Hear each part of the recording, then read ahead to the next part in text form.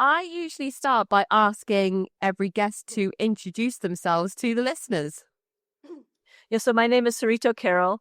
I was a child in the Osho Rajneesh cult.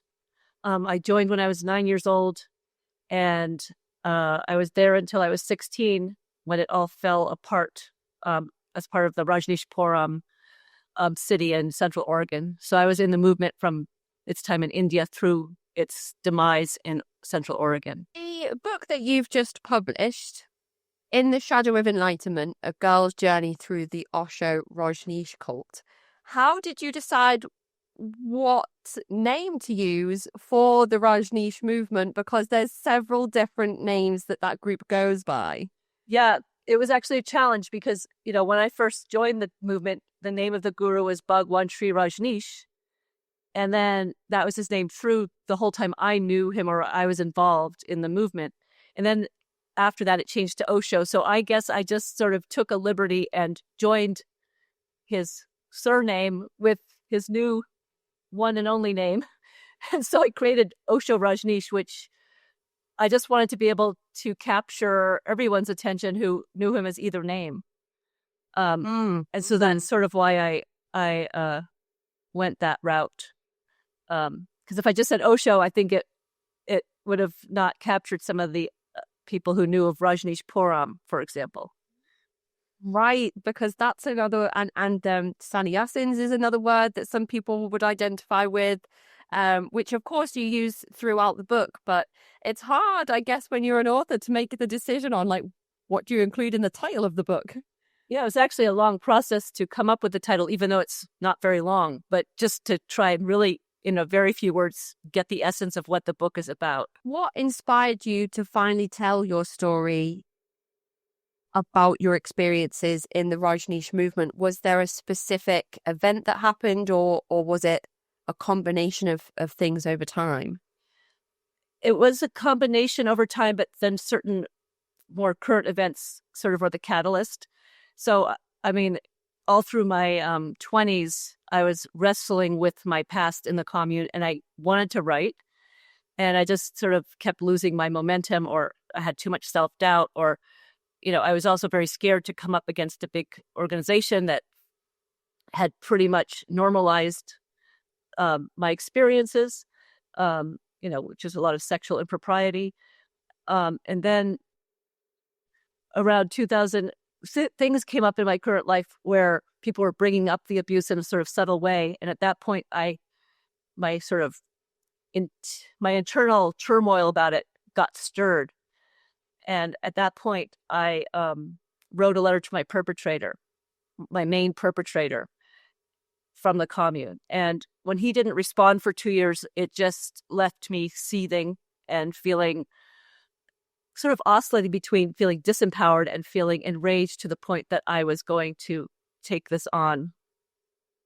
It was my only, I felt like at this late stage, 40 years after these events happened, the main source of advocacy that I had was my voice. And then, so I wrote the letter, and then when that never went anywhere, and these discussions continued in some private Facebook groups, Rajneesh Facebook groups, the topic of abuse of the children came up.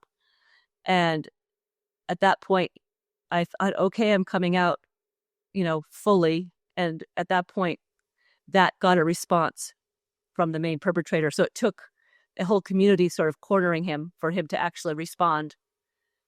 So that, coupled with Wild Wild Country coming out, the docuseries on Netflix, which showed a lot of the history of Rajnishpuram, but it did not show the children, did not discuss the story of the children and the neglect of the children and the abuse of the children.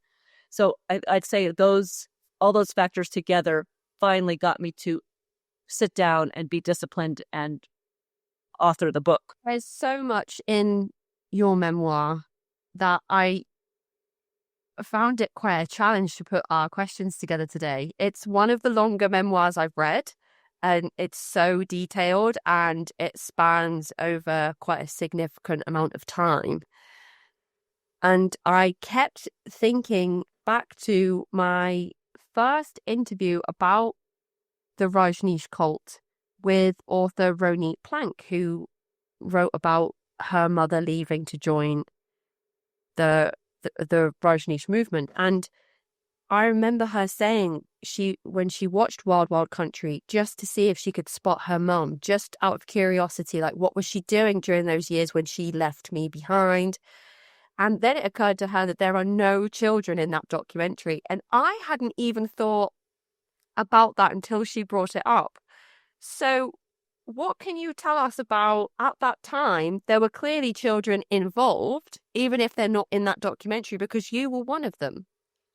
Absolutely. So that documentary it was all very accurate, but it took existing footage that was archived, in various TV stations or, the Oregon Historical Society, various outlets that had recorded and come to the ranch and done some research or filming.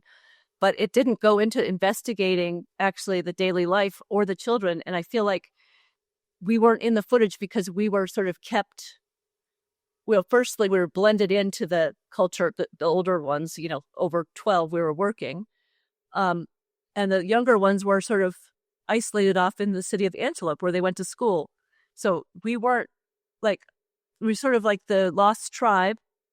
And what happened to us was so normalized or kept out of the public purview that we didn't appear. And I think that that's one of the key points, was that when I saw the documentary and I didn't see any of the children, it was like, if you didn't know better, you wouldn't look for us. And so I part of me speaking up is saying, hey, we existed, and stop ignoring our existence and our stories. And it made it very clear in Wild Wild Country too, how invisible we really were. Yeah, absolutely. As you just said, it didn't even occur to me until Ronit said something, and I thought, oh my gosh, absolutely. There are no children that I can recall seeing, just in the background footage, playing or even working, as you said that you were over the age of 12.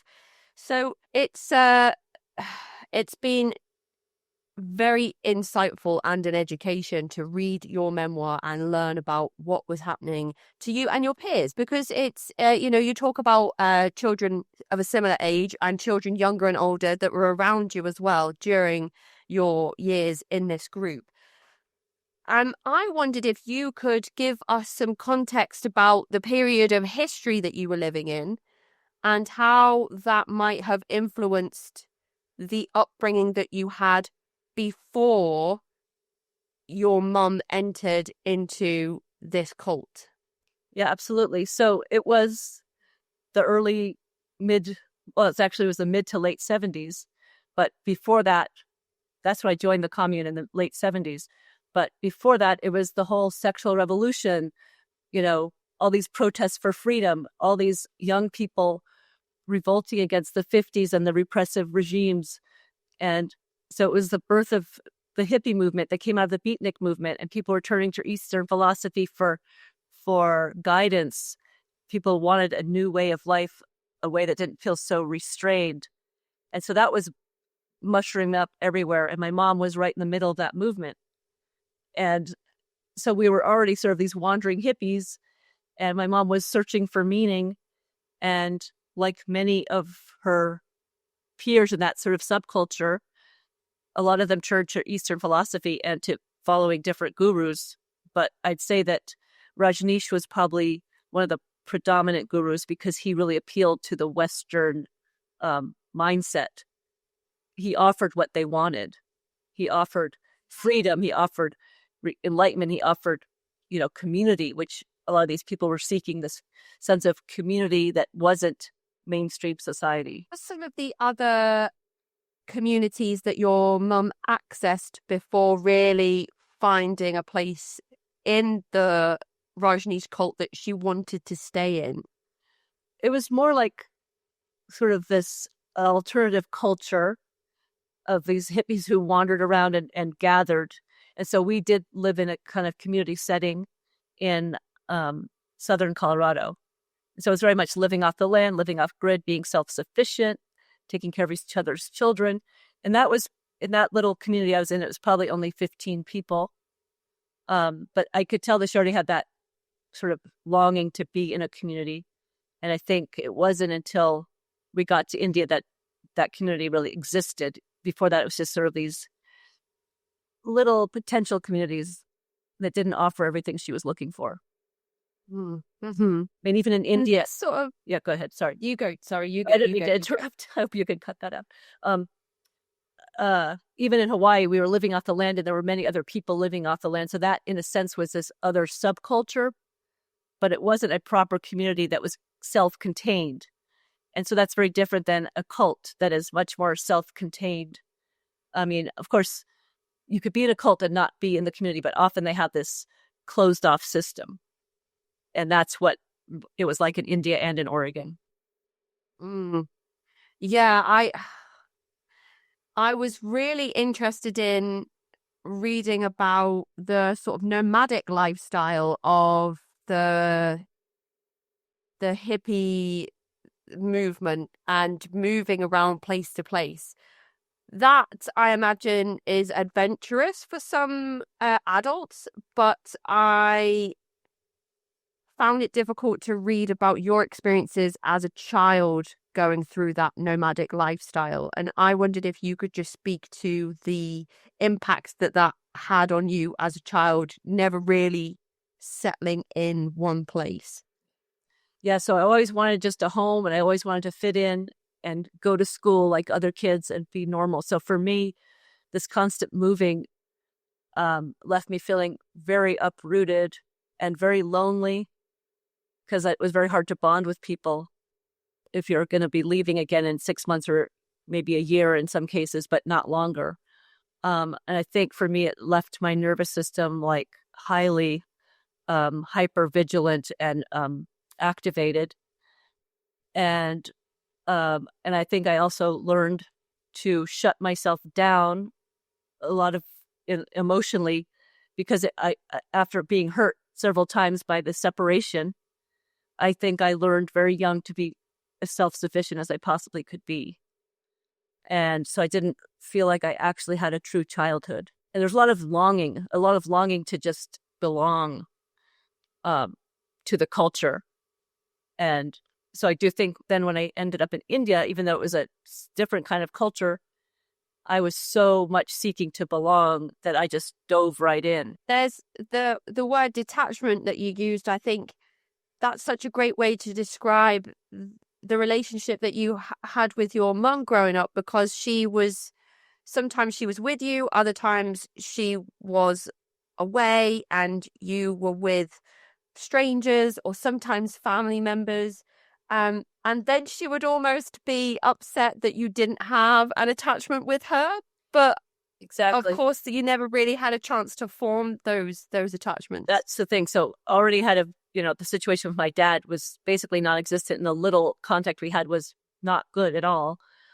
And then having her be so loose and following these precepts about freedom, but as a child, it doesn't feel like freedom. It feels like abandonment. And so, yes, in order to protect myself, I mean, it's taken me years to unpack this. In order to protect myself, I had to withdraw, because imagine trying to be attached constantly to this figure that's not giving you the mirroring you need from a psychological point of view. And then turning it around to say, well, you are rejecting me. And then you're this child trying to figure it out, because you don't have this abstract thinking abilities at that age. And so your system has an automatic reaction to kind of shut down and become kind of separate in your own little bubble of protection, the best that you can do, whether it's like a physical mechanism, but it's a shutdown in some sense, a shutdown of your full openness to the world, because it's not safe. There was a moment in your writing where you described going to a grandparents' house for the first time. And I don't want to give too much of the book away, but this particular experience, I wondered if you could just talk the listeners through what that was like for you, going to this house and seeing these things that you'd never seen for the first time.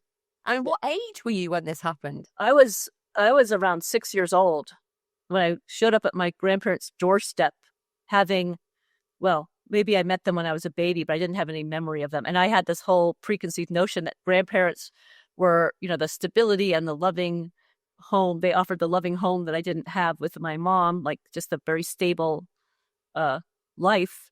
But I got there and they were so appalled at how I looked and, just who I was. And it wasn't really a welcoming reception. But then when I was in their house, it was like this mixed thing. Like it felt sort of dank and stagnant. And I think it's partially who they were. But I was in one sense drawn into like TV and plumbing and things I wasn't familiar with. But at the same time, there was still not the doting, loving grandparents that I hoped for. So, and I think the main thing I remember experiencing is just wanting to be invisible and shame for how, how I didn't fit in and how they, again, it felt like they didn't welcome me with open arms. So I just felt this like kind of heartache and let me just be as small and the least amount of trouble I could be while still existing in a human body. Thank you for tuning into this content. And if you enjoy what we're putting out here on the channel, please consider giving this video a like and giving the channel a subscribe. Such a sad thing to think about, a 6-year-old child who, 6-year-olds are typically loud, adventurous, like finding their way in the world and, where they like being as big as they can be. So the thought of you trying to make yourself small it's a difficult image. It is. I mean, I think from a very young age, I feel like I internalized some thought process of my own because of the circumstances around me that I was a burden. And so wherever I went, I felt like I was a burden. And when I was in a more comfortable environment, which was usually rather temporary, I would open up and I would be that child and I'd find that joy and the connection. But then I would move again. And so, when this happens over and over again, you get more tenuous about taking that risk. Yeah. The way you described seeing running water for the first time as a 6-year-old child was just wild to me. As somebody living in, like a first world leading country, that's not something you ever expect to read a 6-year-old experiencing for the first time.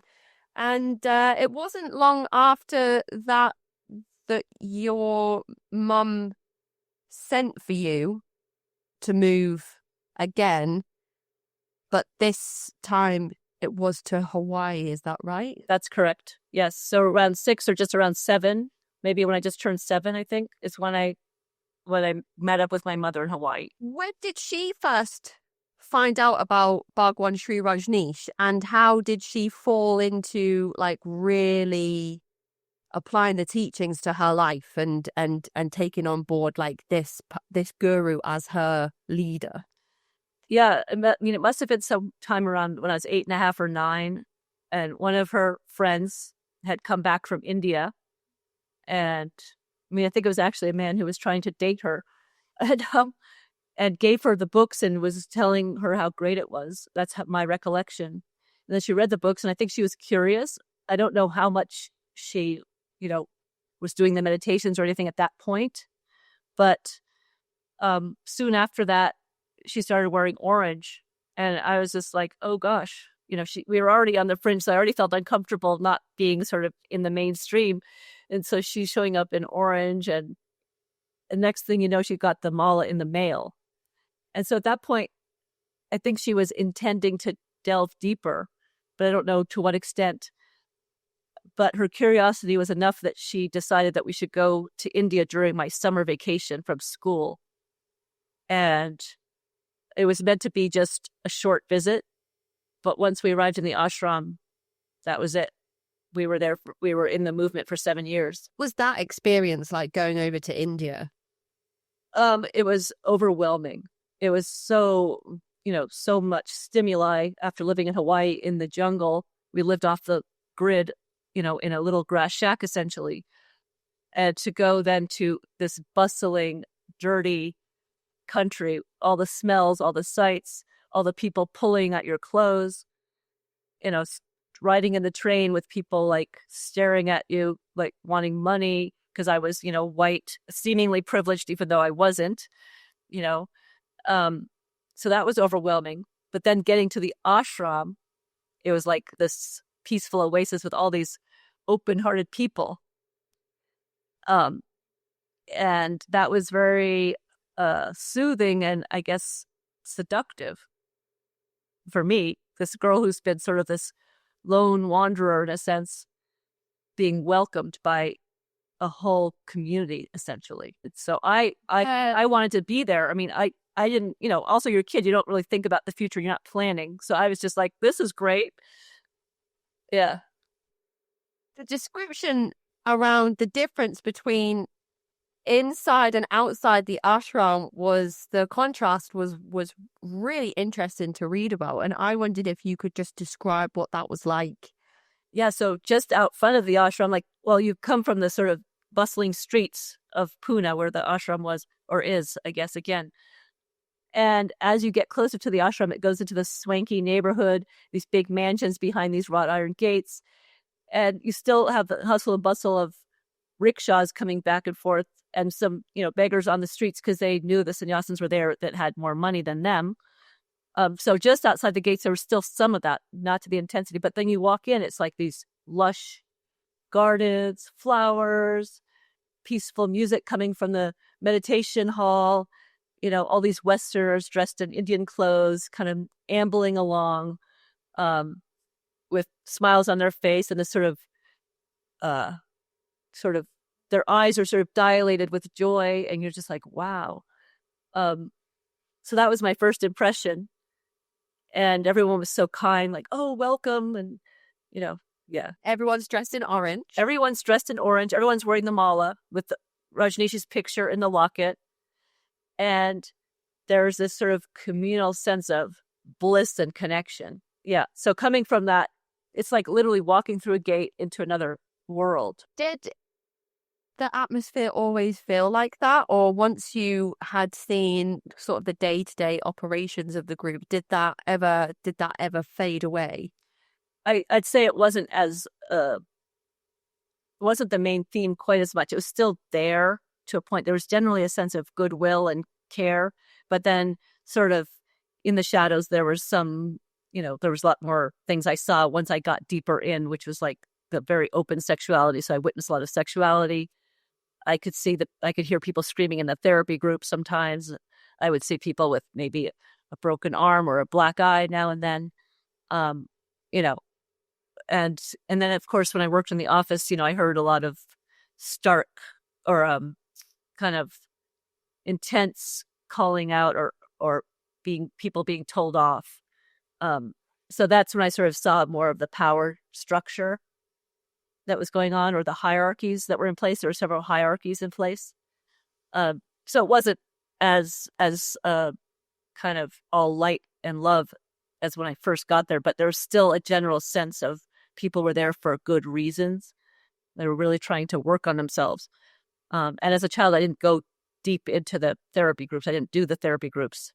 And I think that's one area where a lot of adults, young adults mostly, that were coming, did the groups, and some of them found that quite traumatic in retrospect, because it was about stripping away your ego, your Western ego, to find your true essence. But in that sense, it was sort of like stripping away your personality. And how I see it now is that was a way to promote devotion. See, so that's sort of almost a rite of passage towards indoctrination. And from what I understand, most people don't live in the ashram, they live in the surrounding areas. So where would you be sleeping when you weren't at the ashram? So basically some people live in the ashram, sort of more important people and people who'd been sannyasis longer. And when I first got there, I lived in a flat with my mom. We just found a room that was available with some other sannyasins. And there were people all sort of surrounding. It's true. So when you're out on the streets, you would often see sannyasins walking. As you got closer, there's more sannyasins close by. And even if I was down in the city center, I'd see sannyasins. But I was very quickly taken under the wing of the sort of administrative inner circle especially one woman became kind of like another surrogate mom. I had several throughout my life. And so I actually lived inside the ashram. And I shared a room with 2 other children. And soon after that, my mom moved in too, but not living with me, just living somewhere completely separately with other adults. So, yeah. Even though you and your mum traveled over to India together and you were kind of going through this experience of going into the ashram for the first time, seeing Bhagwan Sri Rajneesh in person for the first time, you were doing all of these things separately because you were still detached as a mother and daughter. Well, that's one aspect. So in a way, it was a perfect storm. So I already had this situation with my mom where I had, once the attachment kind of got severed, instead of chasing her, I mean, it was a mixed bag. I was chasing her, that attachment, trying to bond, but also feeling so hurt that I would reject her or just, but at the same time, the commune, what Bhagwan Sri Rajneesh would say about children is the first thing was that this is no place for children. Children are a hindrance to the spiritual path, but also the second thing he said was that children belong to the commune. And so that parents didn't have to be their only parents. Everybody would be their aunties and uncles. And so in this situation, it just dovetailed perfectly into my situation. And so that was what the culture was. And I wasn't the only kid sort of left to my own devices. We sort of bonded together. But that was not just for me. It was a lot of parents were doing groups or working while the kids were off doing our own thing. Gosh. And I imagine that if your mum was feeling any type of guilt or being torn between like staying with you and finding a place to settle or being part of this free-flowing kind of hippie movement, then she had just found the answer in kind of justifying what she'd been doing with you your whole life. In this particular place, she'd found somebody give her permission to have the relationship and setup that you had. Yeah. And I don't know if it was a conscious thing, because her thing, I really think that her true belief was that she needed to give me freedom because she grew up in a very strict household. And so she really believed giving me freedom was what I needed. And by that point, when I was throwing all these tantrums because I was so hurt, I think she thought this was going to help me. And, but it also let her off the hook. So yeah, it was sort of a perfect storm that way. When you arrive as a child, what does the day-to-day, you said that you don't take part in the meditation classes and things like that. How does the day-to-day differ for you than from the adults that would go to the ashram daily? So for me, I would go to the discourses in the morning for the most part until later I sort of slept off. But I'd go to the discourse. So that was like an hour and a half every morning. Then I would go eat breakfast, skip around the ashram, maybe sit on the Zen wall. This is before I got pulled into the office. I'd sit around watching people pass by, wander with other kids that I met. Meanwhile, my mom is doing groups and other people are working. So there was a school. I went there a couple times. Some of the kids went there, but there was no structure, no instruction about what I should do with my time. So it was up to me. Every day was different. And then when I moved into the ashram, I also started working in the office. So then I sort of had this home base to go to throughout the day. I was a message runner for the woman who had sort of taken me under her wing. And so I would just be precocious, maybe go to the office, then go run an errand, and then meander around, talk to some other kids, maybe go to one of the properties outside the back gate, play in the garden, try to plant things, goof around with some other people, skip around and then end back in the ashram. And then it just sort of veered from there. I started going out more and more further away from the ashram to the point that I started going down to the shopping center, MG Road. I'm 10 years old, getting the rickshaws, buying stuff, finding places in the black market to buy Kit Kat bars. I was very investigative in my pursuits. And, to the point that I started to know a lot of the shop owners. Oh, Kit Kat bar today, Kit Kat bar. And, But then I'd always come back to the ashram and have my home base and live there. But the daily life was not structured. I just happened to be well behaved for the most part. I mean, it does get a little more destructive later when I discovered alcohol, at age 10. Oh my gosh. So my son is 5. Of course, in another 5 years, he'll be a completely different person. But I still can't imagine him just gone, and you don't know where. And I mean, I know that times have changed a lot, but that just seems like, and as you've said, you were, quite well behaved in the grand scheme of things. So I imagine there were some children there that were different in that sense. And I also think I read that there were like 4-year-olds wandering around the ashram, just doing the same thing as you, just meandering about. Pretty much. It felt like there was this sort of almost like a huge cognitive dissonance or miscommunication. It's sort of like the commune saying the kids belong to the commune. The parents fall for that. And meanwhile, the commune's not taking themselves seriously enough. And they're thinking, oh, the parents are still watching. I mean, I'm maybe that's my imagination, but that's like my wishes, I guess, because the thought of 4-year-olds walking around with no guidance is so heartbreaking to me that I can't almost believe it. So maybe this is a justification I made up in my head. But yeah, some of them, I mean, maybe at certain times of the day, they'd meet up with their parents, like at the end of the day, but the whole day they were wandering. And I mean, a lot of the bigger kids would sort of look out for them, but sometimes you see them alone. They just looked lost. And, some walking around barefoot in the ashram, just sort of, meandering around. Yeah. Then there's a time where you were asked to write a letter of endorsement, basically, on behalf of Bhagwan Sri Rajneesh, almost like a marketing campaign. For the ashram to say, look how well the children do here.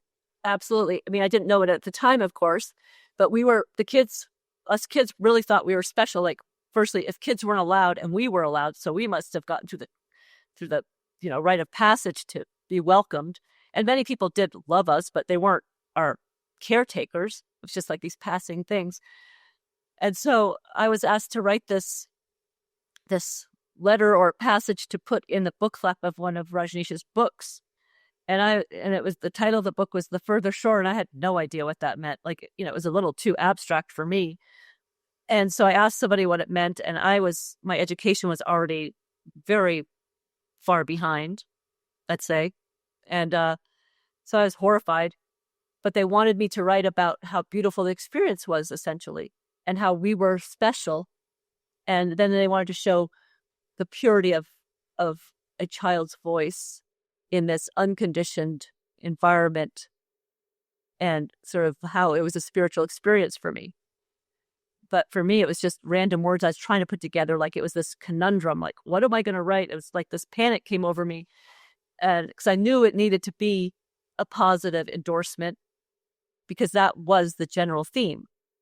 That was it. That was how we all saw the experience.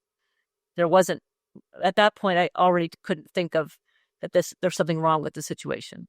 This was my community. Right. This is my home.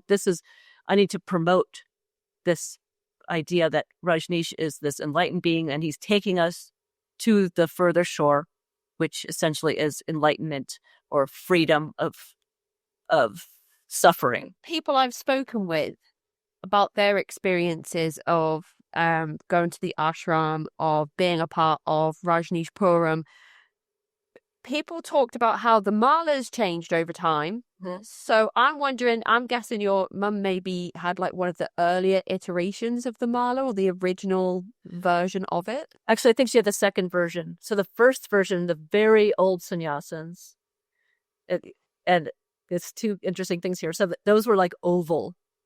They were more oval. The later ones were round. So the really old ones were oval.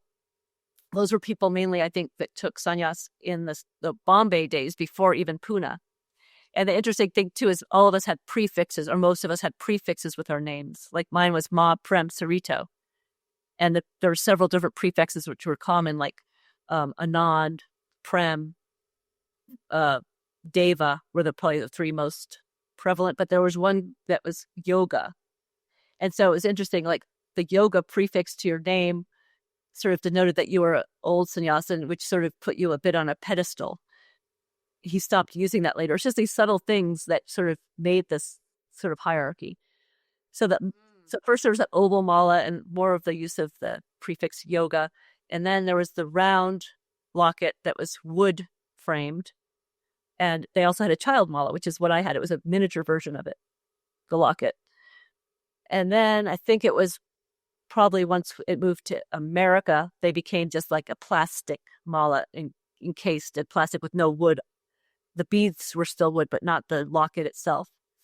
So those are the three that I know of. I don't know if there's been some since then that have changed again. I don't know. And I have also heard people describe their closeness to Bhagwan Sri Rajneesh in different ways as well, depending on what time they joined the cult. So at what point did you and your mum experience Bhagwan Sri Rajneesh?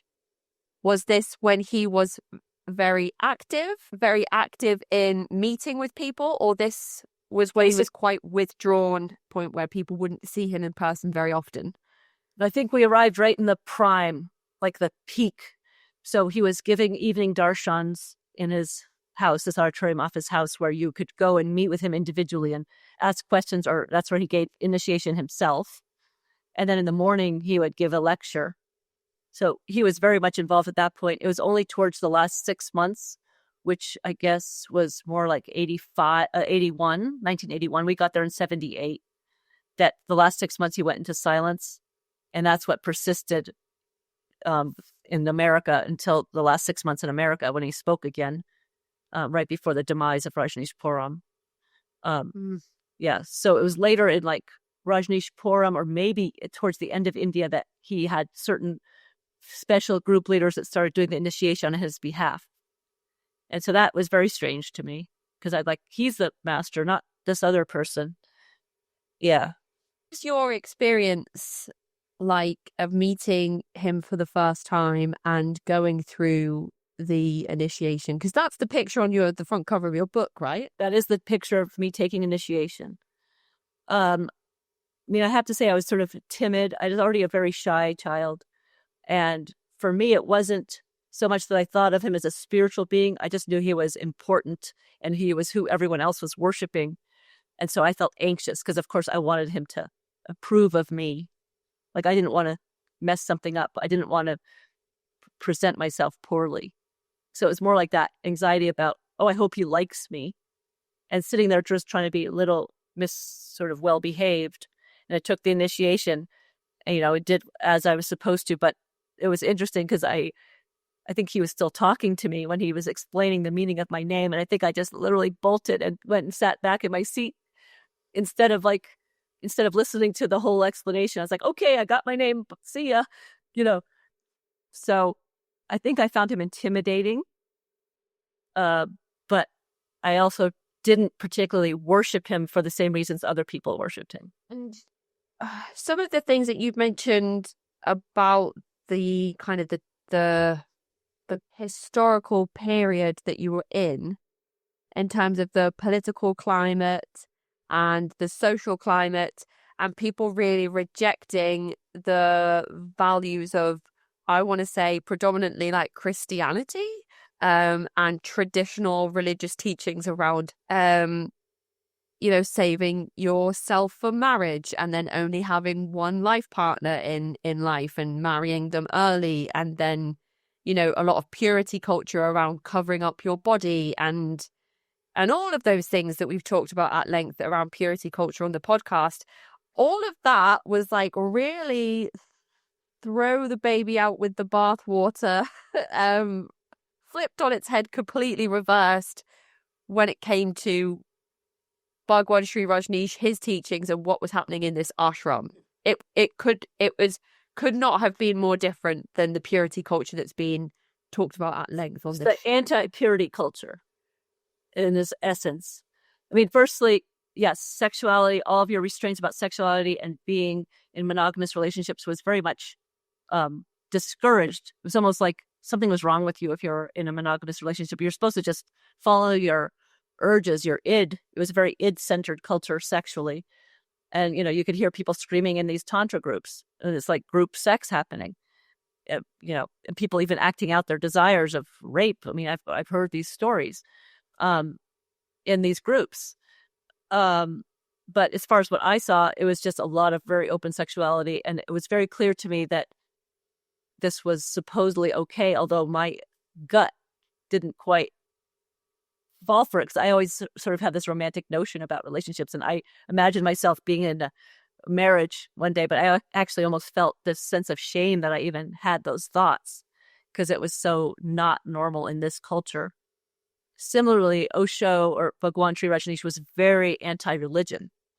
So he would basically condemn almost all religions, especially Christianity, saying how it was just brainwashing the masses and making everyone follow these leaders blindly, and that he was offering a new way, a way for new man, the real key to spirituality, whereas all the religions were just, dogma, is how he put it. The environment then not being safe, Mm-hmm. for anybody really, men and women, if the environment isn't safe for people in the ashram, then obviously, very clearly, it's not going to be safe for unsupervised children. Absolutely. And this is one of the things that's explored deeply in your book. And I don't know how much detail you want to go into, but I just wondered if you could give us some insight into the open sexual practices that adults were expected to participate in, how that filtered down directly onto the children. Yeah. So that the culture was such that, there was lots of partner swapping going on, a lot of open sexuality, even if it wasn't downright sex right in front of me in the public parts of the ashram. It's just like these sort of long lingering hugs and maybe long kisses along the central thoroughfare. But that was, you sort of normalize it after a while because you see it over and over again. And I think I'll talk about the adults for 1 second first, but I think a lot of the adults really thought that was what they were supposed to do. It was part of their liberation.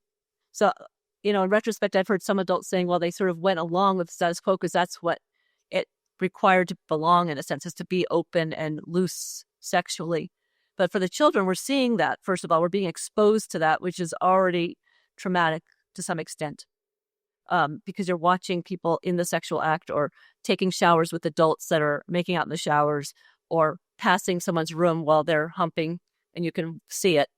Some of the kids actually made a sport of watching, just sort of going around the ashram, seeing this happen. But again, when you're watching, there's such a fine membrane between that and then being pulled into it. And so for me, at first, I wasn't affected so much by the sex until me and some of my peers were trying to learn to French kiss at 10 years old by one of the guards that were called samurais. And so that already felt like, okay, or for me, it felt like I was heading into dangerous territory, because I could see how I could that attachment bond could happen. And then it would be a sexual connection, not just a adult child connection. So I already felt that, and that was happening quite, openly with lots of the children. Were either sitting on the laps of these men, or, we were kissing them when it was late at night when they were doing the darshan and the lights were out. And then that led to the next thing, which is when me and my friend were lured in to give one of these men in the commune a hand job. So that was my first real sexual encounter with an adult man. And I literally thought I was going to vomit or something, but I just bolted from the room. And I learned then to have much more protection around me. I could tell there was this open sexuality. There's sort of a vibe, and some men looked at me, and I'm sure others, in a sort of sexualized way, and I could feel it. Even though no more sort of experience resulted, because I was much more cautious. but I could still feel the slimy looks. And I imagine in some cases there are children who were maybe not able to be more cautious, or maybe were not able to discern kind of the safety and the risk. And so maybe. Yeah. And they were also in a position with other men who are far worse than what I was encountering. Yeah. I didn't mean to interrupt you. Gosh. But no, that's you just summarized what I was trying to say. It's really I find it really difficult to articulate myself when we're talking about this subject, because it's like I'm trying to be very wary of using the right language, and I never want to lean ever into victim blaming, and it's hard to. I just always want to make sure I'm saying the right thing, and sometimes I can't get it out, and you just said it perfectly, so thank you. Yeah, no problem.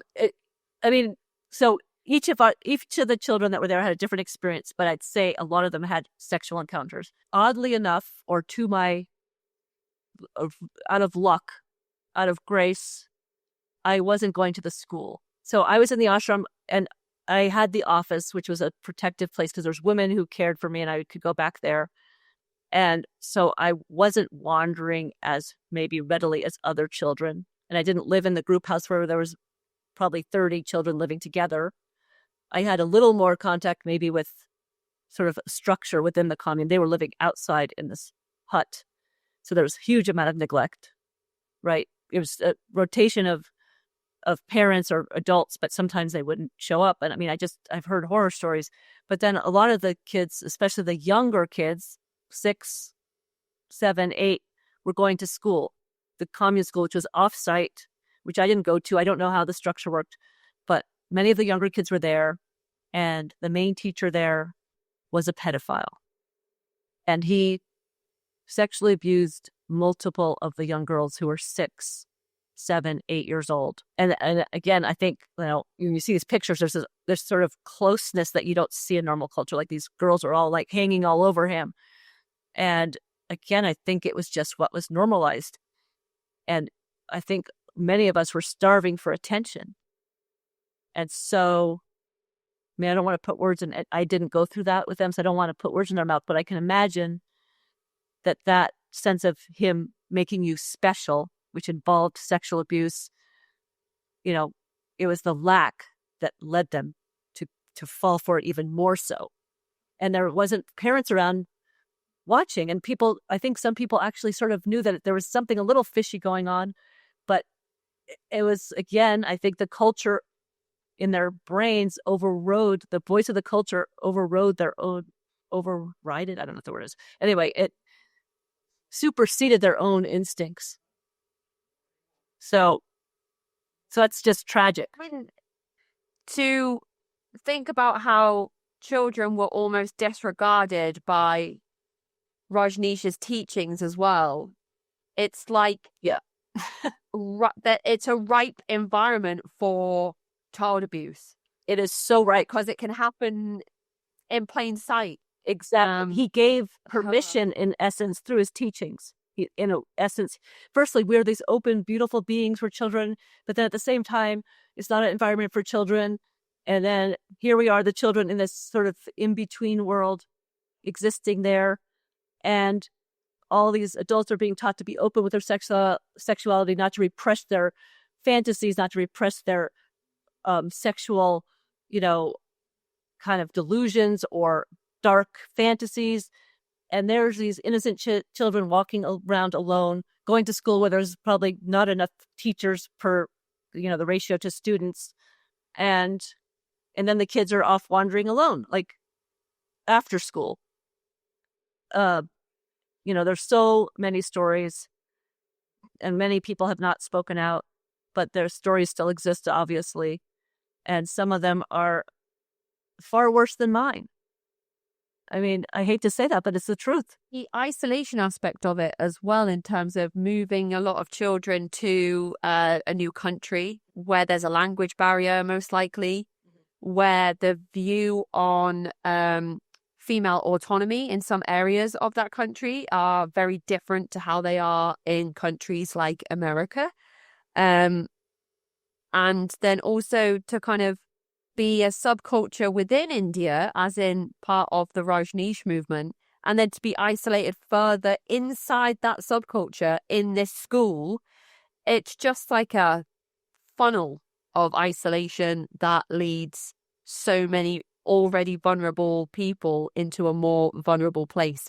I can't comprehend it. My brain just, probably in a protective way, I can't actually like wrap my mind around it. It's hard. I mean, for me, it's like, it was what I knew, so it just seemed normal until it took me years to unpack that this wasn't normal. And I had so much of a defense about it, probably also because it was so awful that I made it seem normal just to function. But it was, I mean, first you're in a foreign country, so you don't have that bigger culture to blend into. And that was a very patriarchal culture. And then here we are in this commune, which the women are running it, but it's still patriarchal because the guru is a man sort of surrounded by women.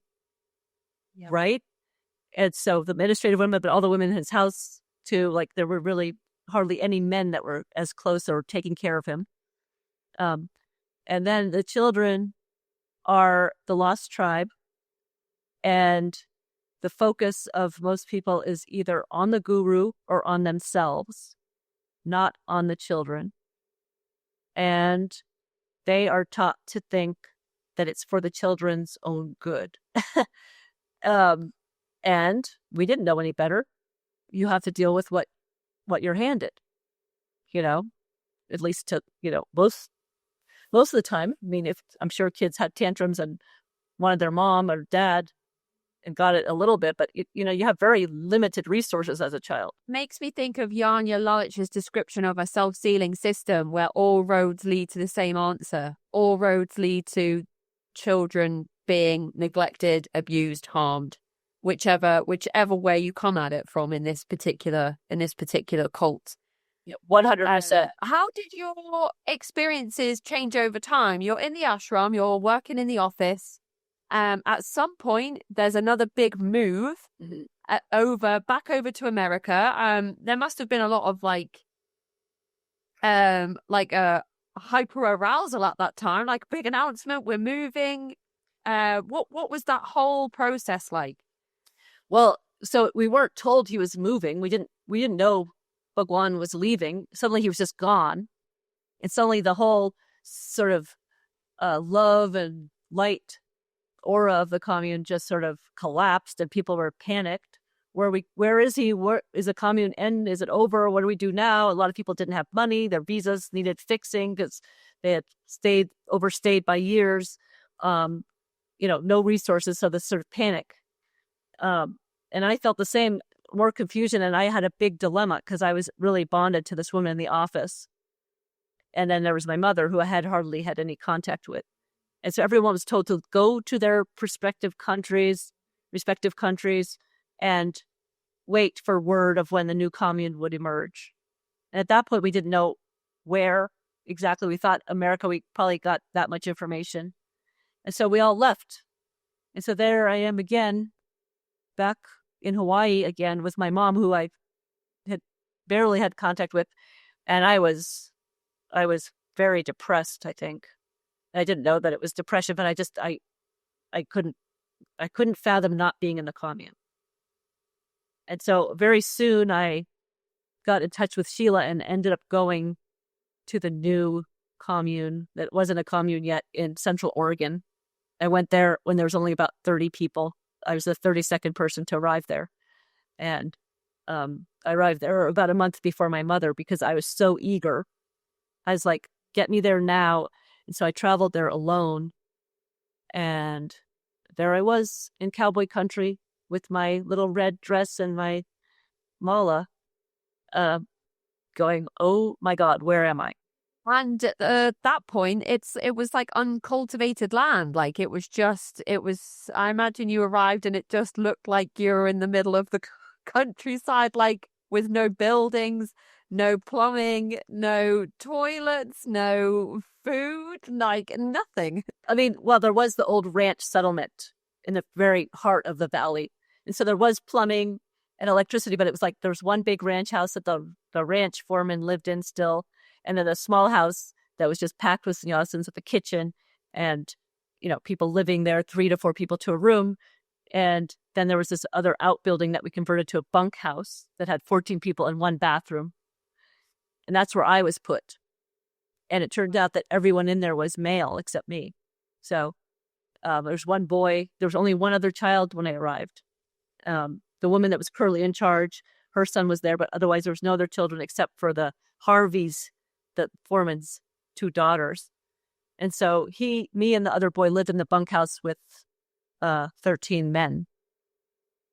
And I'm 12 years old. Does your mom think about this? Is she like, does she know that you're leaving? Is she questioning why you get to go to the new site sooner than she does? That's such an interesting dynamic, that whole thing. It's pretty bizarre. So my mom basically always just gave me authority for myself. And so, of course, that again, I think I always wanted her to step in on some level, but I was sort of like, whatever you want to do, whatever you want to do is fine. And so when I said I wanted to go to the ranch, she said, fine. And we got the money for me to go. It was almost like the moms that ran the commune had authority over her and over me. And so if they said it and I wanted to do it, then that's fine. It doesn't matter. I don't even know what she wanted. She didn't say. And I still had the impression that she would be happier if I was out of her hair. And they did say once she got the money, she could come. But in the hierarchy of the commune, she was not beloved like I was. So I was the special child, and I was higher on the hierarchy, kind of, because I was in favor of those people who ran the commune, the moms who ran the commune. I was in favor. She was not. So that even compounded the challenge with me and my mom, right? Because then I felt guilty that she wasn't appreciated by these people and that they didn't like her and they liked me. And so I loved my mom despite everything, and I wanted her to be happy and safe and everything to be peaceful. But it was this constant tug in my heart, like, oh no, she's hurting. And I very much felt like I took on her emotions. When you talk about Sheila, do you mean Maranand Sheila? Because she has been likened to a cult leader in her own right. And I wonder what you think about that. Yeah. So yes, I'm speaking of Maranand Sheila. And the person who was sort of like my mother, the stepmother, was like number 2 or number 3 under her. So I was around Sheila and all of that whole cohort to get, all the time. And Sheila, she was always very directive and bossy and, confident. But as time evolved, she sort of had her people that she chose to be in her inner circle. So here's another little inner circle within an inner circle. And as time went on, this women who worked for her directly, there's a few men, but mostly women, they started treating her like a guru. She was the figure of authority. And because Bhagwan Sri Rajneesh was in silence, she was his representative. And when that happened, which was the whole time in America until the last 6 months, she just sort of climbed that power ladder to the point that she was definitely authoritarian and definitely had, I didn't think of it like that at the time, but she definitely had the characteristics of a guru. And people were to surrender to what her word was, but because she was speaking for Bhagwan. And meanwhile, Bhagwan was in isolation, and I'm sure she added her own twist to things. Some of it definitely came from him, but I'm sure she augmented that with her own directives. And to this day, that a lot of the people who are still devoted to Bhagwan Sri Rajneesh or Osho just see her as the culprit for anything bad that ever happened. Which leads me perfectly into my next question. She was really, I don't know. Some people would say she was used as a scapegoat. And I think even Rajneesh himself may have even... Oh my God, yeah.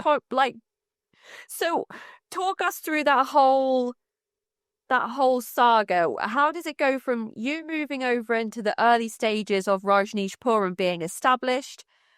what does Rajnishpuram turn into, and how does it all fall apart? I mean, if people have seen the documentary Wild Wild Country, they'll know why everything falls apart. And, you know, for people that don't know much about cults that watch this documentary, they were like, that is a wild story. Like, that is insane. And that's the tip of the iceberg. People. Right. Yeah, exactly. So yeah, just talk us through that whole thing. Yeah. So when I first got there in the beginning, it was a small clan, and we were sort of taking care of the land. We're trying to build little infrastructure for ourselves. And I thought it was going to be this small community, kind of like the ashram, maybe. You know, that's what I knew. Yet we did have 64,000 acres. So soon after I got there, people were arriving daily, and next thing you know, all these sort of trailers, these double wide trailers come in, and that to provide housing, and they just popped up overnight. There were suddenly all these houses for us to live in. Then Sheila arrives, then the moms arrive, and the next thing you know, we're trying to run like the whole Osho or Rajneesh Foundation International that sell books and tapes. And meanwhile, the local ranchers around us are watching, going, what in the world is going on? This is a cult. This is crazy. These people are in orange. Get them out of here. And so at the beginning, Sheila was very good at convincing them that we're just this, loving family that wanted to live there and restore the land, and that they bought it for a short time. But when everything was happening so rapidly, they definitely got skeptical, and she got more defiant. And so the first hurdle we came up against was the fact that the land was agricultural land. It wasn't to be a place where you could run businesses. And Sheila really thought that the laws didn't apply to her because she was in service of a enlightened being. So we were immune to any kind of enforcement from anybody. That's how it seemed to me.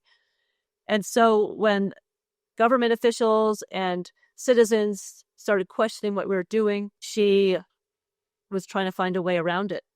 And at that point, we had quickly amassed a group of lawyers who were trying to figure out how to deal with all these challenges that were coming our way. And one of the lawyers came up with the idea that we could incorporate our own city. Because if we were our own city, then we could run our businesses, and then we could also rule ourselves.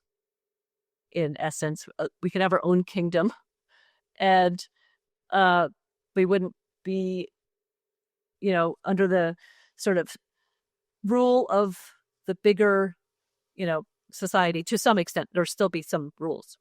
So we managed to incorporate the city. We started building rapidly. Then there was all the people who were against us found ways to stop us. So then we'd have to stop building for a while. Then we start building for a while. And in the meantime, while all this back and forth legally is going on, like these building spurts where we work 16 hours a day to get as much done as we could until the next legal, directive came down that you must stop. Sheila had the next good idea, or I don't know who had it, but Sheila instigated it or implemented it, was to buy property in Antelope and run our businesses from Antelope because it was an incorporated town. And then the people in Antelope revolted and said, okay, we're going to disincorporate the town so you can't run your businesses here. So then Sheila's like, oh no, that's not going to work. Let's buy as much property as we can. We're going to just move a bunch of people from Rajnishpuram, the new city that's semi-incorporated. It's incorporated, but it's under challenge. We'll move them to Antelope so they can outvote the current residents. Okay. So they go there and outvote them so that the incorporation remains so that we can run our businesses. And so this battle was going on the whole time for 4 years or 3.5 years. And while this is all happening, like more and more people were coming to the ranch, and, first it's 500, then it's 1,000. By the end, I think it was 4,000 residents there. And then a lot of visitors too, because we devised all these different, as we added buildings, we added new services. We created the whole infrastructure. We had our busing system. We built a spiritual university where people could come do therapy groups or like stay for 3 months and do therapy groups a little bit and work for free, pay to work. And and then a lot of people just wanted to be near the master. So they were just dying to come. So it's very easy to get labor. And And the reward was these festivals or where Bhagwan would come out and just sit with us in silence while there was music being played. Silence, music, dancing, but he wasn't speaking. And the other highlight of the day was watching him drive by in one of his Rolls Royces. Like that was our break. We had a lunch break. And then after lunch, he would go for his daily drive. So we'd line the road and he would pass. And that just became more of the festivities because that's the only time we got to see him. And so, that's why people were there. So that was the highlight of the day. There's so much other stuff. This is already like a complicated and layered thing that's happening. There's also the criminal activity at some point starts. Yeah. Or I mean, it's always been there. I think it was always there. It just got to be much more pronounced and much more extreme.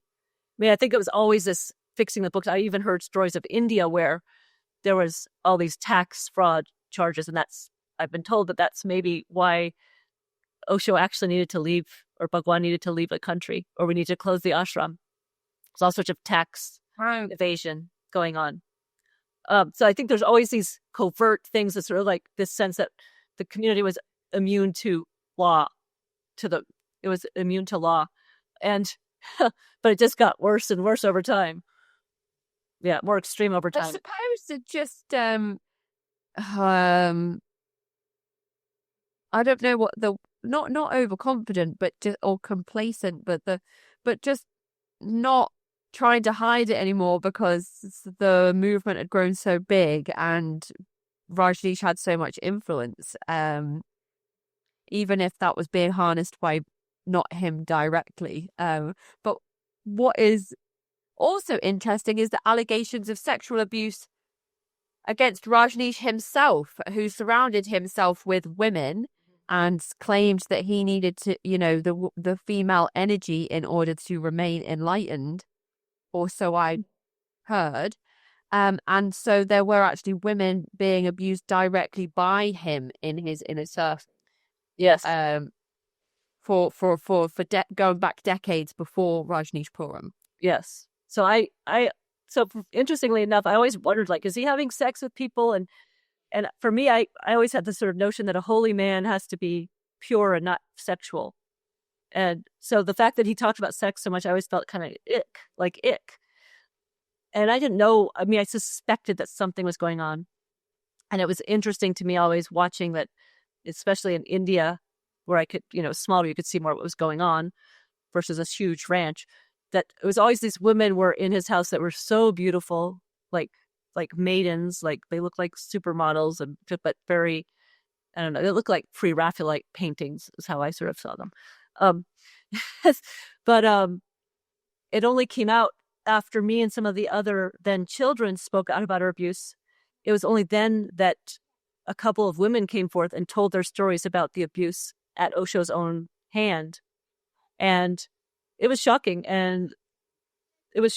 But I wasn't surprised. And of course, it was again under the guise that it was for their own spiritual growth.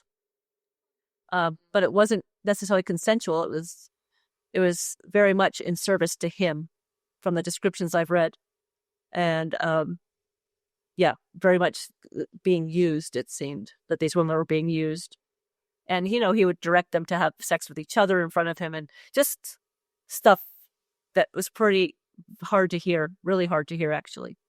And I have to say, I think there's probably far more women that were abused, but I don't believe that many of them think it was abused. I think many of them still think it was a blessing to be that close to the master, because that was so prevalent of an aspiration, that the closer you are to the master, the more special you are.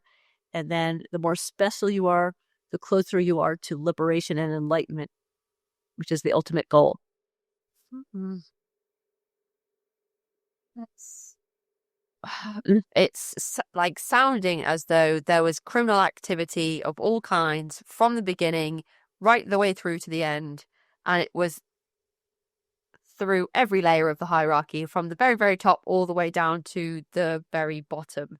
And there were instances of homeless people being bussed in at some point, and then all of the stuff that happened with the attacks on the citizens of Antelope. So I'm just going to let you continue on with this kind of like madness that just prevails. Well, it was like every couple of months, or maybe every 5 months, it was sort of like everything started to feel a little calmer, and then some big other bombshell would go off, and I'd be like, oh God, what's going to happen now? And so first it was all the people coming, and I was overwhelmed by that because I really wanted more of an insular kind of family feeling. And then all the building, and then all the controversy with the neighbors and the government. And at one point we had about, I think it was 60 lawsuits against us for various things. I don't know the details. There's also Bhagwan's immigration battle going on because he came to America with a medical visa, and that had expired. He was trying to get a new visa as a spiritual leader, and the INS said, well, he can't have a visa as a spiritual leader because he's in silence. And then all these sannyasins wrote like 2,000 letters to the INS saying, his silence is so beautiful. It's much more profound than if he was speaking. And so all these people, trying to back him up. So it's sort of like there was the whole group of sannyasins was this whole like almost like army defending our cause. Right. And so if Sheila asked someone to do something, the answer was always yes. We were told how to vote, I'm sure. Like, okay, we want to incorporate a city. Okay, yes, of course, we have enough people to do that. But then it seems like as time went on, Sheila was trying to find ways to individuate so that we could have autonomy. And her next thought then was, okay, we have a city, but maybe we need to take over the county, right? And I didn't know this till later. Next thing you know, I guess all this stuff was going on. I could see that all the secret stuff was going on, but I did not know what it was about. Next thing you know, I'm in the center of the ranch yard, the sort of hub, and there's these inner city people, very poorly dressed in civilian clothes, not orange or red like we wore, walking around. And they kept arriving busload after busload after busload. I soon learned it was part of a new program called Share a Home, in which sannyasins were sent to the inner cities of the big cities of America to recruit homeless people to come join the commune for rehabilitation. So they get there, and it was all very confusing because I never thought of us as being a charity because we always seem very self-centered. So why are we trying to help humanity at this point? It did not make sense to me. And these people were rough. I mean, some of them were very sweet, but it was total shock to our normal kind of, free-flowing love, mellow, eye-gazing culture, right? So soon I learned that these people were brought in to vote. There kept being these announcements in the cafeteria, remember to vote, and I never heard anything about voting prior to that. So I was suspicious. I didn't know what was going on. Then voting day comes in Wasco County. All these people are bussed there to vote. And at that point, the county clerk said, no, we're not going to allow same-day registrations and voting. So Sheila just blew up. You are not treating these people humanely. You're treating them like animals. You're taking away their human rights. They all come back to the ranch. Anyway, they're the purpose that we had them there for, we didn't need them anymore. So Sheila just basically stopped taking care of them, had them all dropped off at the nearest city, not even where they were from originally. No money, nothing. No ticket back to where they came from. So next thing you know, all these surrounding cities, the Dalles, Madras, all these towns are like, you're leaving these homeless people in our town with no resources. So they were complaining. And that was the end of that experiment. But it was the way it ended with them was so heartbreaking because they were left with nothing. Mm-hmm. And they were told that they were being offered all these very helpful tools, medical care, free food, that kind of thing. Yeah. Yeah. And, bringing in that amount of new people comes with a risk again of, I don't want to say the term stranger danger, but that type of element of you don't really know who's coming in on these buses. the vulnerability exploitation of the people being bussed in to begin with, and then obviously the children that are in that environment are at further risk. It's just so, as you said, compounded. And there were allegations as well of the people being bussed in being given Held all. drugs. Yeah. Yes. So one thing I will say is that they were sort of kept isolated. So I don't think those people that came in perpetrated the children. Right. So that's one good thing, in the grander scheme of things. But it was definitely rough. And I think for us, it was sort of like this culture shock, like, oh, we get to see what's going on in the real world through their like rap singing and stuff like that, which we hadn't been exposed to. But, oh gosh, what was your question? Sorry. Just We do the Haldol stuff. Yes, sorry. Yes. So, yeah, I didn't know about it until one day I was at a meeting with all the homeless people, with Sheila and Vidya and a few other people of the moms, and they wouldn't let me drink the beer. And in the past, they didn't really enforce that for us teenagers. And I only learned later that they were basically spiking the beer with Haldol to keep the homeless people under control, to keep them calm. And it's actually a fact that they found in their investigations, that the FBI found in their investigations.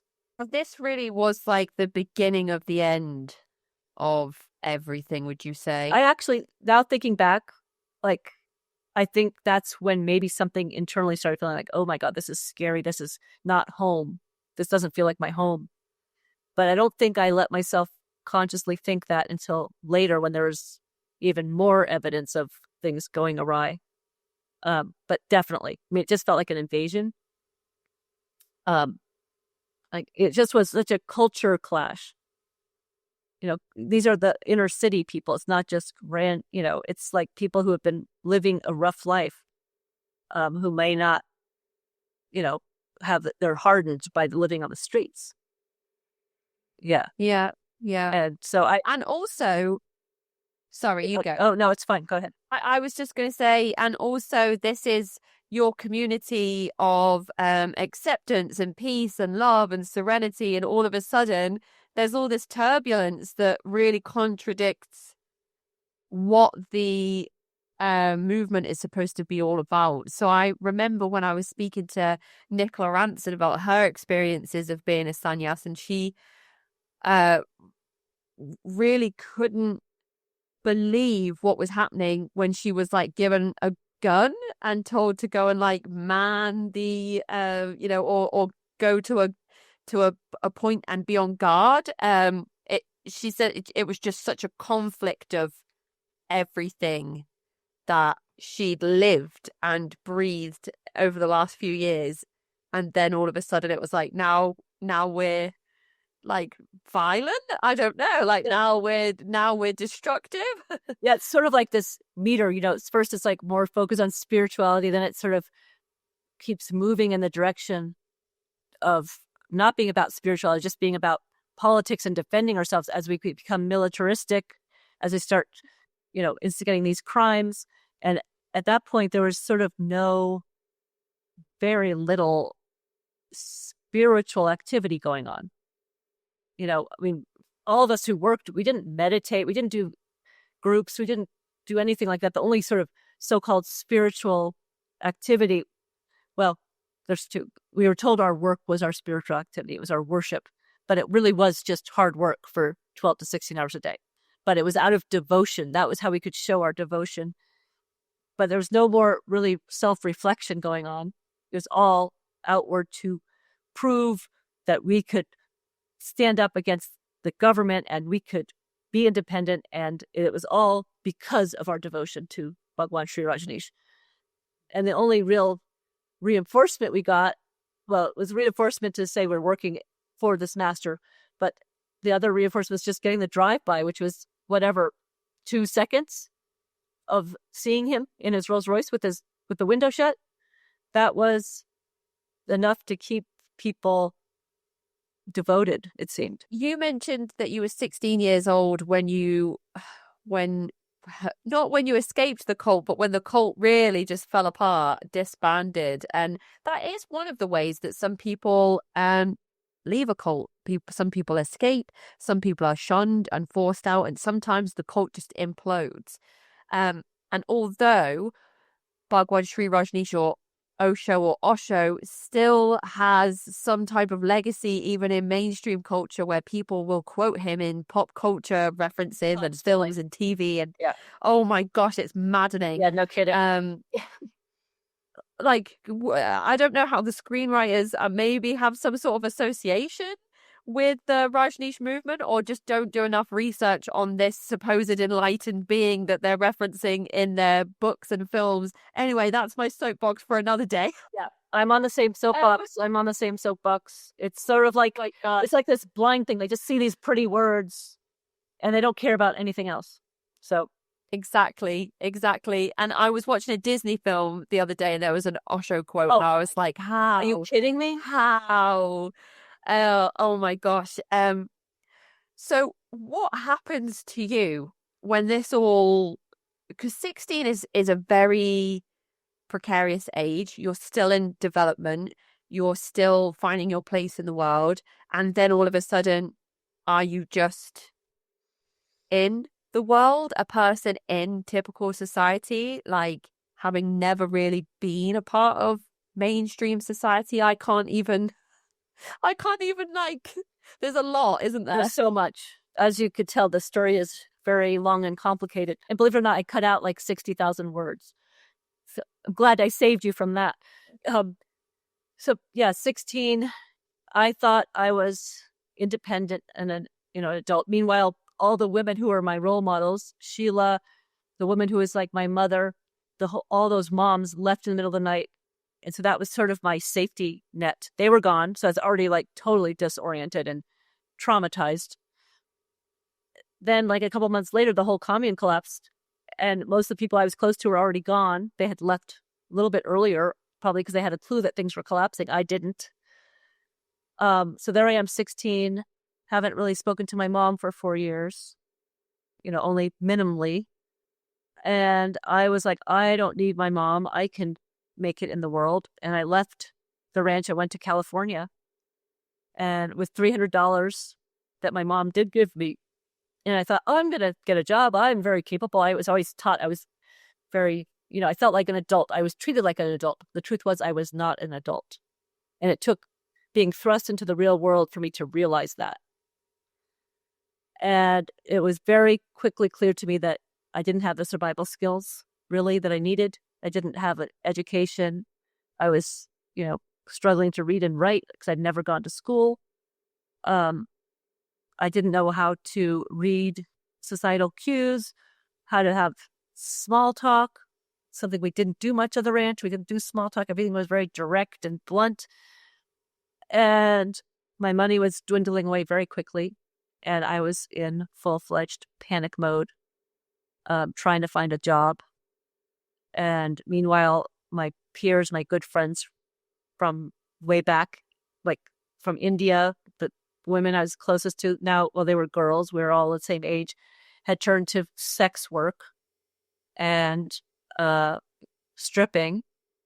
And I knew that I couldn't do it. Like my whole being revolted. But that was what a lot of people were doing to survive.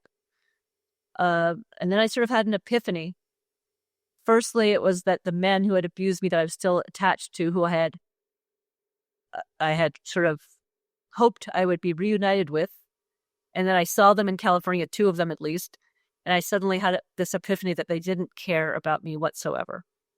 And that was when things really changed for me. I was like, okay, I've got to get out of here because this is dangerous for me. I'll probably end up in sex work like my peers. And later, a lot of them turned to drugs too. So it was this whole scene there for several years. I got out of it. And it was more of like intuition or grace. And I went to Boston and met up with my mom. And it wasn't ideal, but I had a roof over my head. I had food to eat. And I traveled around with her and her husband for about 6 months. And then I came back to Boston on my own. And that time I managed to get temp work and I started integrating into society. So I'd say within about 6 months, I was supporting myself. I was living in a group house with other sannyasins, so the rent was cheap, but I was surviving. but those first few months, I was scared I wouldn't be able to survive. And then as time went on, I met my grandparents again, and because they lived in Boston, that's where my mother grew up.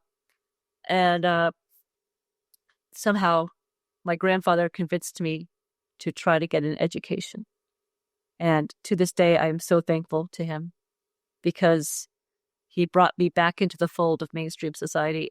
Otherwise, who knows? I mean, I don't know what would have happened, but I took my high school equivalency test, enrolled in a junior college for a year, then transferred to a 4-year university. And by sheer determination and some aptitude, I made it through and graduated with honors. It's incredible. I love these parts of the interview. You know, it's when you're reading somebody's memoir, you're like, I don't know if they're going to be okay, and then you know they're okay because you've got an interview booked with them, and you know that they've released a book and they're doing the press tour and stuff. But in the moment of reading the memoir, you're like, I'm not sure, and then you get to the part where there's the rebuilding of a life, and there's your autonomy and there's your voice, and you are telling your own story in your own words, and it's so empowering and it's so inspiring. And I just love these little moments where people mention the advocates that they had when the advocates were severely lacking, like your grandfather, for example. Like, yeah, a little hero. At the time. I'm like, you're bugging me. I don't want to be brainwashed by proper education. I was still in the dogma of the commune. It took so much work to find my own voice amidst all these sayings that just floated around in my head, that you take on because that's where you grew up. I mean, we all adapt to our cultures. Yeah. So thanks for my grandfather. Yeah. Yeah. And it's such a good example of how, with just a little bit of support from others, but really with your own like grit and determination, recovering from cultic abuse is possible. As you said, it's taken you such a long time to unpack and understand everything that happened. And I know that experiences of abuse are likely situations that people will work on for a lifetime to understand and never really fully recover from. But the healing and the recovery is possible. You've been on this mad journey of like putting your own life together really on your own. Yeah, very much. I mean, it's a sense my early childhood gave me those skills to survive on my own. But it's not to say that it's not lonely. It's not been always alone, but very much my own work is on my own. And I have to say, so I got my sort of practical life together pretty quickly, between going to university and then getting a good job and fitting in. But only then when I had that security, then all the trauma emotionally kind of surfaced. So then I had to go down that road for many, many years. I mean, I still do therapy because it keeps me sane. And there's always more to work on. I hope there comes a day when there isn't, but I doubt it. I mean, it's actually, I'm happy to continue that journey, but I'm far more stable. But then I was like, okay, I got it all figured out. I have a good job. I own a house. And then this, tsunami of trauma emerges. And that's sort of brought to the fore, with the continuing relationship with my mom, but also trying to have intimate relationships, and that being a minefield to my past, and all the sexual exploitation and all the lack of trust and all the abandonment issues come up like a storm.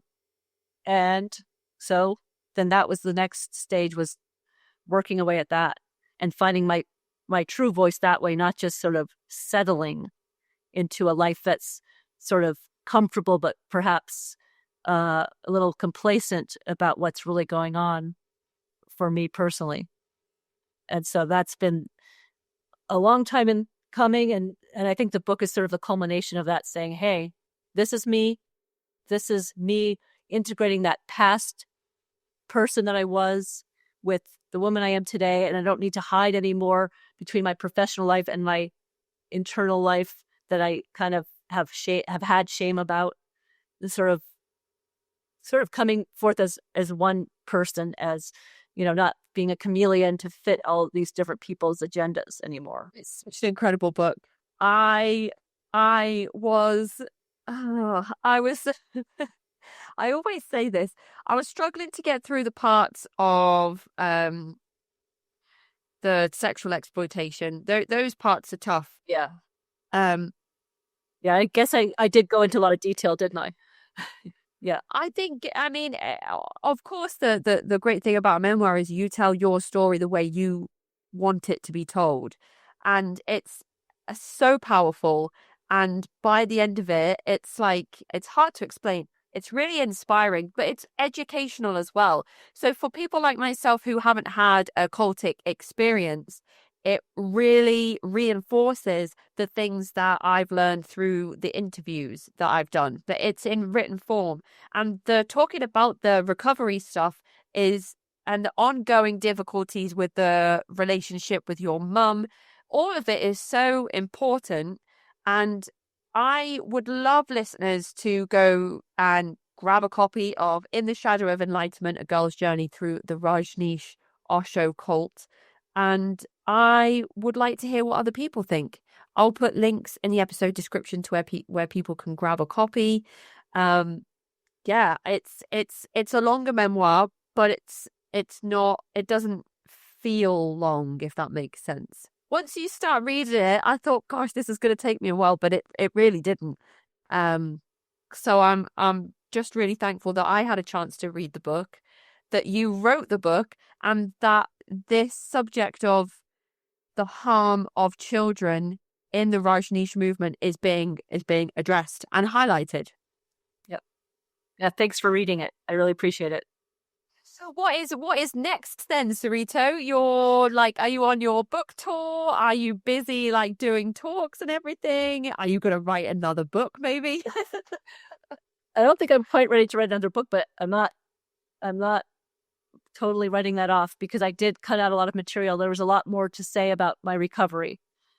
And I did cut that out because I wanted this book to be specifically about the actual cult itself and how that played out. But then I think there's a lot more about my own process of recovery, like the 30 years that aren't in the book, essentially. But for now, I'm out promoting the book, and I mean, it's all a little overwhelming, I have to say, because I'm a private person. So suddenly I put myself in this whole very public, with the book just being so personal. And I don't know. I feel like I'm in the transition. I don't know what's next, but I'm feeling inspired, and I just have to figure out what I want to do next. And I'm still keeping my business, and I'm still working, doing my normal job. So it's a lot at the moment. It's exciting. It's exciting. I'll be interested to find out when you know which direction you're going in, which way that goes. And until then, we can work together on this big hashtag campaign of hashtag stop quoting Osho. That's what I would like everybody to start using. Okay, I'll start social media posts. Now we're going to call it Stop Quoting Osho. Okay, I will start. Yeah. Just we just I don't know how obviously those moments where he is quoted, it still reinforces his work or endorses his work, but also, like, I don't know, gets people to go out and buy his stuff, and then there's like a legacy there where money is being made, and it's massive. I've only touched the tip of the iceberg with that, but if you just go look, I just saw that on Instagram they have millions of followers. And I'm just going, whoa. And it's all these, they put up these quotes of him speaking, these little videos, and there are all these quotes, and there's no acknowledgement from Osho International Foundation that there was harm to the children. Several news outlets have contacted them, and their response is always the same. Like, this organization had nothing to do, we just sell the books. It had nothing to do with what happened in these other communities. And plus, these perpetrators that you mentioned aren't part of the community anymore. So they're very legally protected. And yet it feels to be, it really rubs me the wrong way, because to me, it's the very opposite of spirituality. It's the very opposite of spirituality. And it's so, And I'm sure they're making money. He has 250 books. Osho has 250 books in different languages. And with that many followers and ads, and I don't know. I mean, I don't have any proof of it, but it seems like, if anything, the movement is growing in leaps and bounds. Yeah. He was an abuser himself, so I don't know. Even if people say, all these perpetrators that you're like, literally the whole basis of him as an individual and his movement was based on abuse. It really was. So I don't know how. They basically, the people. This is how I see what I've seen, is that the people who are still devout, they have two ways of bypassing his abuse. One is that the people who he abused were not children. So they were of age, and it was their choice. They could have said no. So therefore, it wasn't abuse. And people literally, the woman who spoke out first, she was just raked over the coals by sannyasins. Oh. Like, you're just making this up. You're just wanting attention. You're a princess. This kind of thing. And the other thing is, whatever contact, you were lucky to be that close to the master.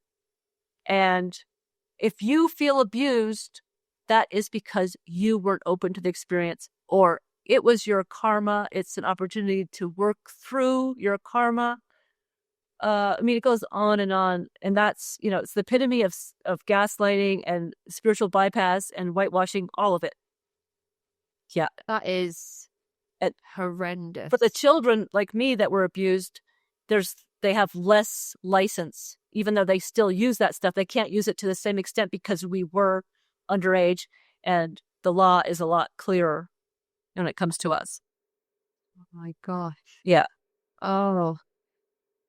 Well, there's clearly still a lot of work that needs to be done on getting the wider public to acknowledge and understand all of this stuff. And your book is going to contribute to that leaps and bounds.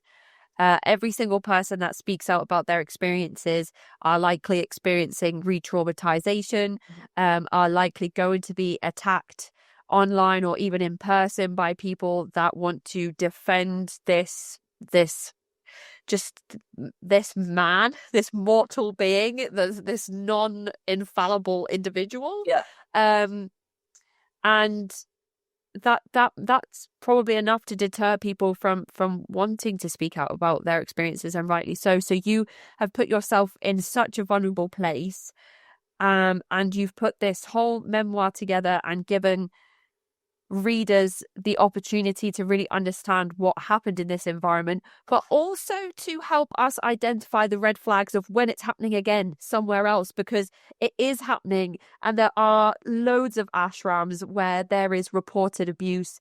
The isolation that people experience when they go on these spiritual retreats, it's still happening, and it's still there. And the more people read memoirs like yours, the more we'll be able to protect ourselves against these abusive environments. So it's absolutely, it's incredibly poignant. I sure hope it helps some people to think twice before they take their kid to a ashram or a commune. And that's really all the questions on my list today. There's loads of other stuff that I wanted to ask you about today, but I've kept you nearly an hour longer than I planned to, so I'll shelf those questions for another time.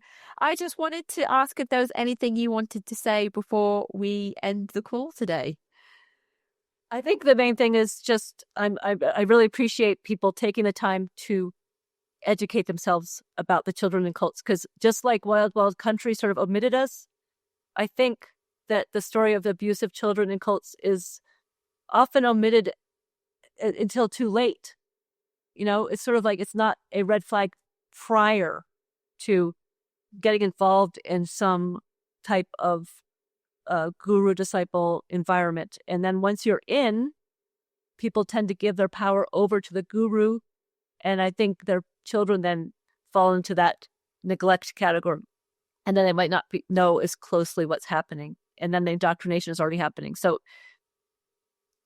there's so much more I could say about that, but I think it's a blind spot right there, a sort of exploration, and then people taking their kids along on their own journeys. Before I started this podcast, it didn't even occur to me that some people don't get recruited into cults. Some people are born and raised in them without that choice, or without going through that coercive experience, or however it is that a person finds themselves in a cult. And I remember going through that process of realizing, oh, hang on a minute, there's like second, third, fourth generation children born into these groups, and there's a whole invisible demographic. So that's another thing that your book is going to be highlighting for people that pick it up and have a read. So In the Shadow of Enlightenment by Sarito Carroll. Thank you so much for joining us on the show today. Let's keep in touch and keep us posted about what you plan to do next. I will. Thank you for having me. It was great talking with you.